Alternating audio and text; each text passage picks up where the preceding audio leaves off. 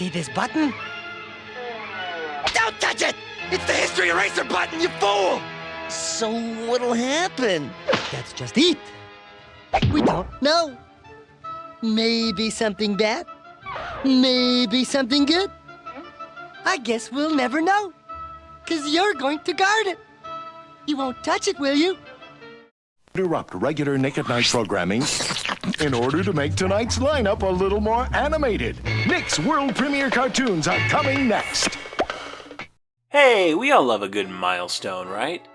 Well, August 11th, 2021 marks the 30th anniversary of Nicktoons, the day Nickelodeon premiered its own original animation with a trio of bangers: Doug, Rugrats, and The Ren and Stimpy Show.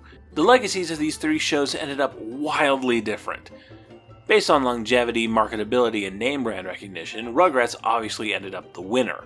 But in the moment, in that warm August of 1991, the show people were talking about was Ren and Stimpy. There was simply nothing like it in children's animation. Nothing so weird, so gross, so random, but also incredibly intriguing from an animation standpoint. Was it good? I mean, I have my own opinions, but it seems that for both the fans and the people making it, things didn't really click into place until the show's 5th short, making up the first half of the show's 3rd episode. Premiering on September 8th, 1991, Space Madness was written by series creator John Kricfalusi and Jim Gomez, who was primarily a layout artist for the first 2 seasons before taking on a lot more writing roles following Kricfalusi's firing in 1992. It was also directed by Kricfalusi. The short opens with Ren and Stimpy trying to find something to watch on television, and Stimpy realizes his favorite live-action drama is on: Commander Hork and Cadet Stimpy. Of course, Stimpy can't watch without putting on the merchandise. I can't watch this show without my trusty Commander Hork radar decoder ring, my official Commander Hork space helmet, not to mention your genuine super elastic time shorts. Bet you don't have a pair of these, Earthling. And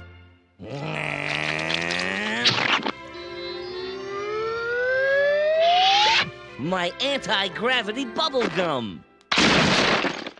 We then pull into this show within a show, where Space Commander versions of Ren and Stimpy are in the middle of a 36-year mission to the Crab Nebula. Being in space that long runs the risk of messing with your mental health, and Ren starts to feel the effects of space madness. Stimpy tries his best to help his friend with a nice meal of tube food and a zero-gravity bath, but nothing keeps the space madness at bay for long. They think I'm crazy, but I know better.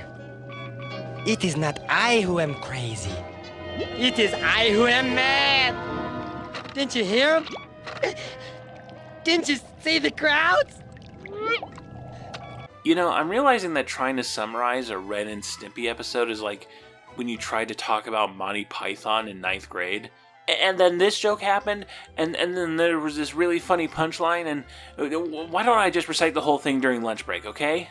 After a tense confrontation, Stimpy manages to calm Ren down, but now Ren thinks he's fine, and Stimpy is the one getting space madness.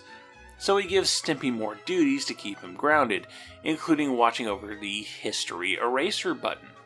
Don't press it, nobody knows what it does. But, of course, the temptation is there. A really loud temptation, slapping its ass across your face. Will his tortured mind give in to its uncontrollable desires? Can he withstand the temptation to push the button that even now beckons him ever closer? Will he succumb to the maddening urge to eradicate history at the mere push of a single button? The beautiful, shiny button! The jolly, candy-like button! So Stimpy presses the button, and the Ren and Stimpy show is erased from existence. The end. I feel like maybe we should have saved this gag for the final episode, or even just the end of this episode. Space Madness was the first of the episode's 2 shorts, followed here by The Boy Who Cried Rad. My opinions on Ren and Stimpy overall is gonna get me a lot of downvotes when I do it proper for Knacks, but Space Madness in specific really does highlight the show's strengths, namely its visual absurdism. Putting established characters in a retro-futurism setting, a play from Chuck Jones's book, opened things up for a lot of silly ideas to be put on the screen. The pulsing tube when Ren makes a captain's log, the way Stimpy wears his spacesuit, the solid brick of water floating around when there's no gravity. The show's art direction was devised by Jim Smith, a longtime collaborator of Chris Felucci from the Mighty Mouse and Beanie and Cecil days, with storyboarding done by Smith and the late Chris Riccardi, who is one of those guys who worked on virtually everything from The Simpsons to the Lego Movie. Jim Smith is able to take whole styles from different artists and eras and caricature them, a very rare talent. He can make serious things look funny.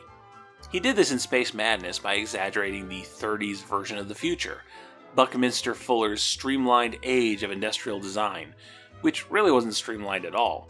Everything was bulbous and heavy looking, the mechanical future that you see in Things to Come or The Laboratory in Bride of Frankenstein. Space Madness was animated by Carbuncle Cartoons, a Canadian animation production house founded by Bob Jakes and Kelly Armstrong, both of whom also worked independently with the animation team for Spumco, Chris Felucci's animation studio. This wasn't the first Ren and Stimpy short Carbuncle made, but it was the first they made that aired on Nickelodeon, and it was the one where the ideas behind Ren and Stimpy finally started to click for both the Carbuncle team and even the creators at Spumco. Space Madness was the show on which I remember thinking, now I understand what this series is going to be. John had been pitching it to us and I knew how funny the material was when he acted it out, but usually everything goes downhill from there on a production. Space Madness solidified it. This show was only going to get better at every stage. Boards, layouts, color, voice, and the funny animation. Not only that, I thought, wow, it's a show I would actually want to watch on television. A strange concept at the time. Space Madness was when things started getting juicy.